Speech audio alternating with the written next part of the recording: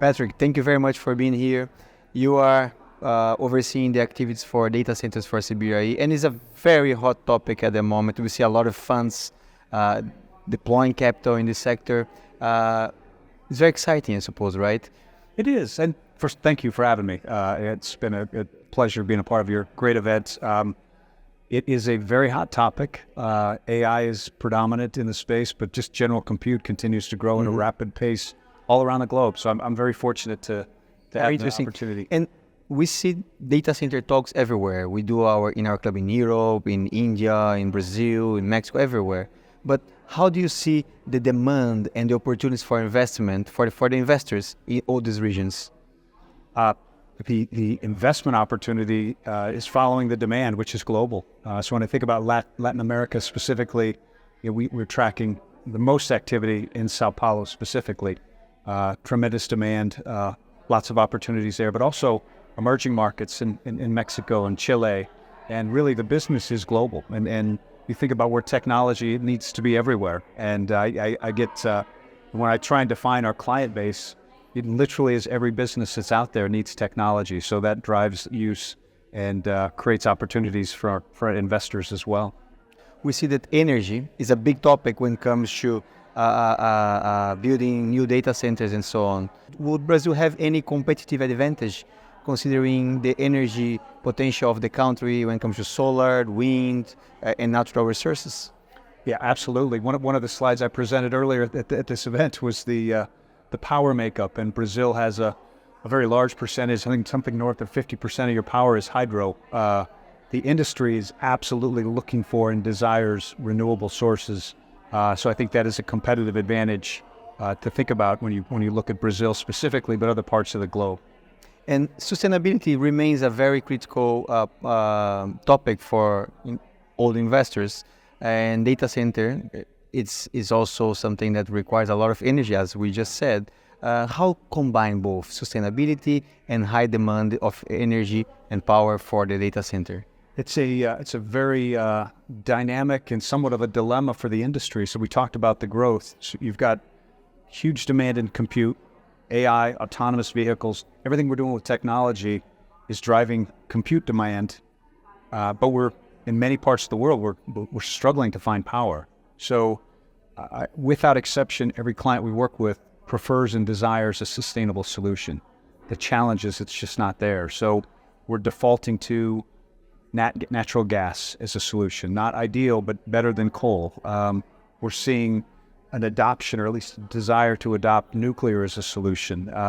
Hydro back to Brazil, right? So where power exists, it's sustainable. You have a competitive advantage, but you need to bring up compute. So I think it's become a very key topic within the industry. I'm confident over time we'll solve for that in the short term, and short term is 3 to 4 years. I think we're going to see a scenario in many parts of the world where we're going to take the power that's available, and unfortunately, oftentimes that's not a sustainable power. We have been reading in the newspapers as well that some local authorities, some governments, some municipalities have been against building new plants of data centers simply because of maybe energy issues or maybe some other regulations. What can you tell us about that? It is absolutely happening. I think you look at a place like Singapore, which is essentially out of the data center business, predominantly driven by power. Ireland has had some regulations that have made it difficult to develop there.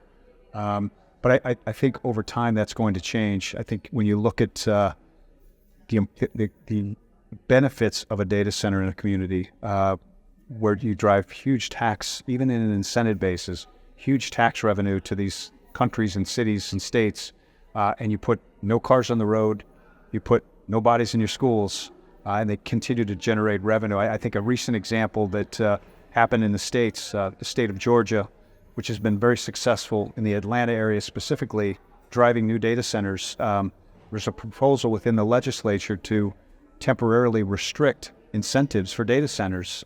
It got through the legislature. The governor just last week vetoed that.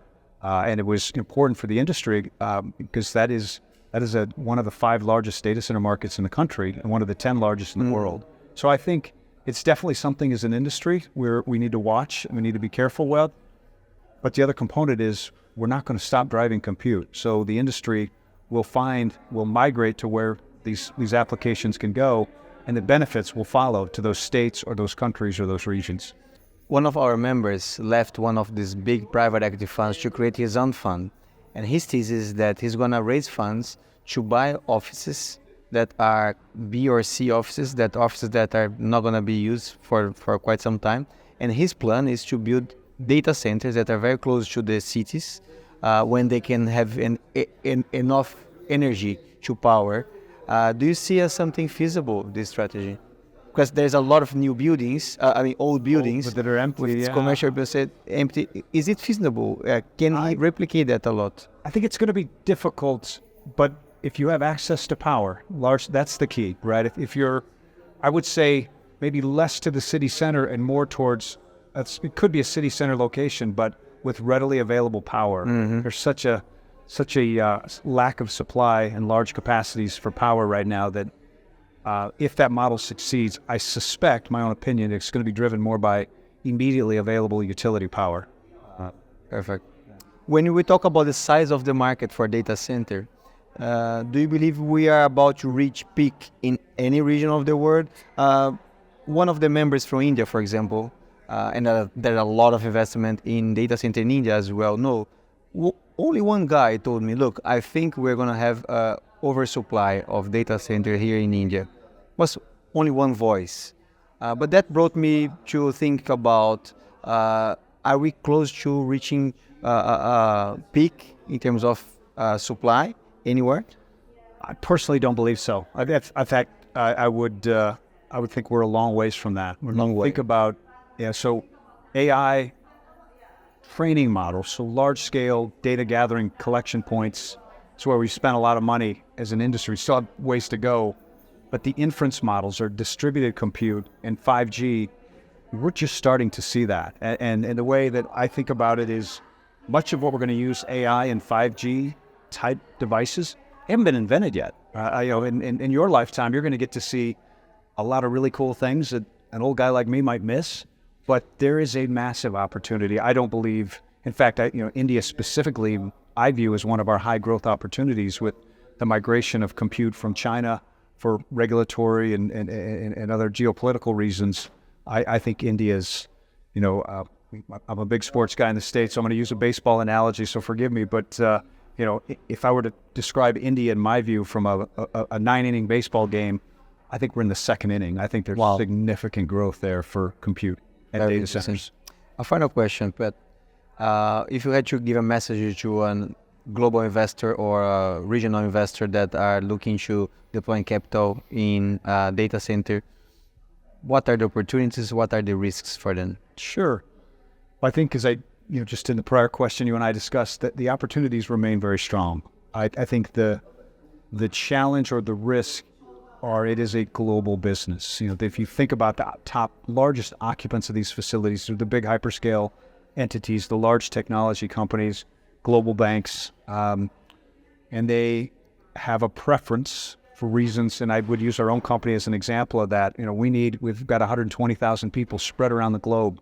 Then we need to connect to multiple cloud applications. So it is easier, more efficient, and often viewed as less risky to deal with big global companies. So I think if I think about it from an investor-developer perspective, maybe look at opportunities where you've got a site that sits next to a large utility plant, and maybe you can do a powered shell, and there is a significant amount of capital in the space where I can invest, build that, and then ultimately flip that to one of the big entities. We've done that for clients globally. I think those opportunities exist and will exist for the right parcels of land in the right industry. In the right markets.